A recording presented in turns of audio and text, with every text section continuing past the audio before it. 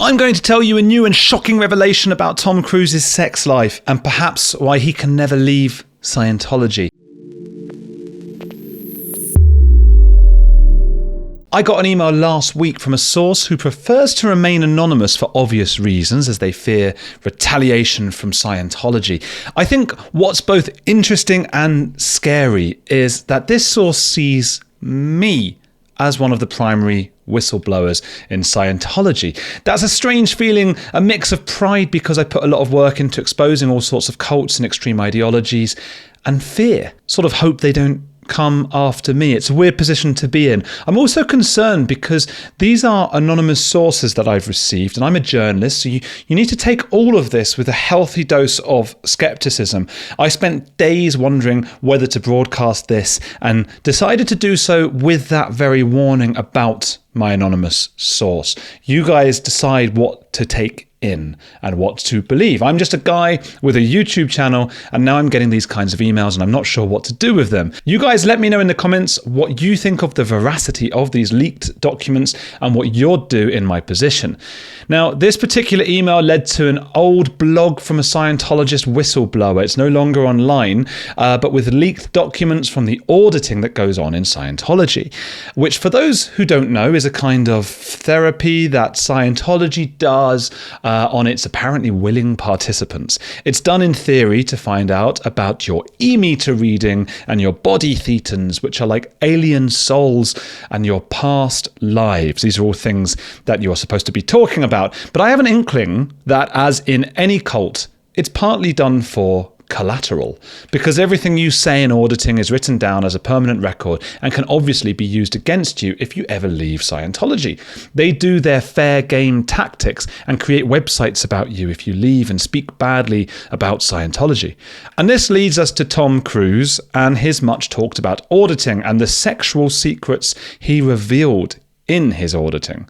Now, there have long been theories that Tom Cruise is forced to remain in Scientology because he is secretly gay and doesn't want to come out, or for Scientology to force him out of the closet. Now, this was the subject of the famous South Park episode about Scientology, Tom Cruise and John Travolta. Well, haven't I done well, Elron? Haven't you enjoyed my acting? Which film did you like best? Well, I mean, you're not like as good as Leonardo DiCaprio, but you're okay, I guess. I'm a failure in the eyes of the prophet! Ah!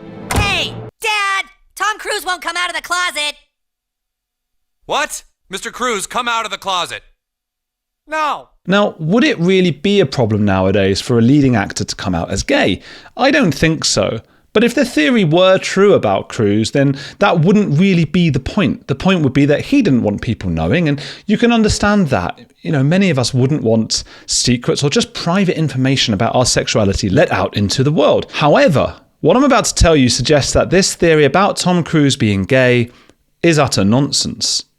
But that Tom Cruise does indeed have sexual issues that he'd rather not be made public by Scientology if he were to leave. That's not to say that this collateral collecting from auditing is the only thing keeping him in Scientology, and today's revelations also suggest this is not the thing keeping him there. He really does appear to be a true believer in Scientology, as I've spoken about in other videos. He argues passionately about Scientology, is staunchly anti-psychiatry, and has the same intense stare and way of dealing with detractors adopted by the most fervent of Scientologists. This man is Scientology through and through. But the mind is a complex thing, which is why I talk so much on this channel about such concepts as doublethink, cognitive biases, and Tom Cruise is particularly susceptible to those tricks of the mind. Before I was a Scientologist, I never agreed with psychiatry, and then when I started studying the history of psychiatry, I started realizing more and more why I didn't agree with psychiatry. Part of the pressures and biases pressuring him to stay in Scientology will be some of that collateral. The email I got is absolutely fascinating, with the files in it and everything, shocking, revealing, and although the sources must remain anonymous, it really does seem to check out. The email that I got reads, "This is an old site set up by someone at the Celeb Center who left. It abruptly stops, but it has some amazing stuff inside. There is loads about everything from Tom Cruise's sexual issues to the whereabouts of leader David Miscavige's wife, Shelley Miscavige. So I'm just getting started with the revelation, so subscribe here and hit like and all those things if you want more, and let me know down below if you want me to continue exposing some of the secret and leaked information from the documents. So I clicked through the files leading from document to document, all hidden, no longer online, but just in a Dropbox that I've been sent. And I spent days going through all these names and auditing sessions and blog posts, and eventually found this one hidden file about Tom Cruise. Now, there is more for another day about how often Tom Cruise and his kids visit the Celebrity Centre, but I'm going to get to the sexual revelations at hand. This is what the document says. Another thing a lot of journos also don't know is that Tom Cruise doesn't worry about his PC, pre-clear folder ever being used against him if he leaves the church.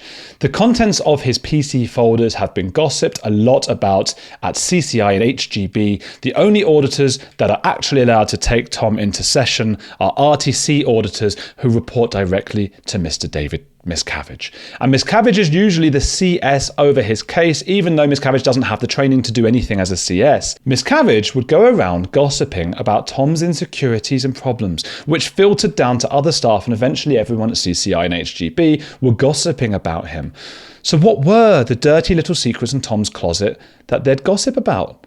Nothing about Tom being gay, that's for sure. Tom has a lot of insecurities and neurotic impulses, but there's nothing in his session folders that suggests he is gay or felt that maybe he was, and despite the tabloid gossip, no Scientology staff members have ever gossiped that Tom was gay. The stuff that got gossiped about were usually about Tom's impotence, and also his height and the fact he has no luck with women.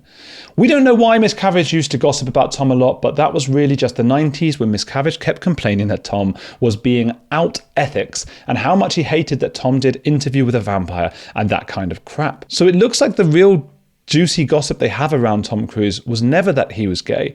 It was really about his impotence.